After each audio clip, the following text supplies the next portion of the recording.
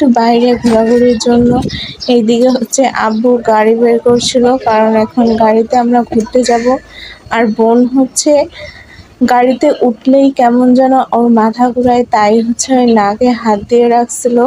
কেমন ওই একটু গাড়িতে উঠলে আর কেমন যেন মাথা ঘুরায়, তাই এভাবে থাকে। বেশিরভাগ সময় গাড়িতে উঠতে চায় না।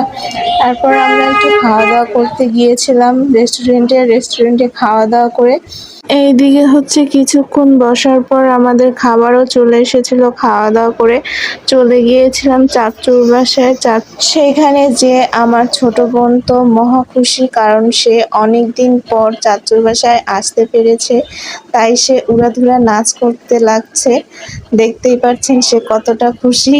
তারপর আমরা অনেকক্ষণ আর কি আড্ডা দেওয়ার পর কিছুক্ষণ পর বাসায় চলে আসি। বাসায় এসে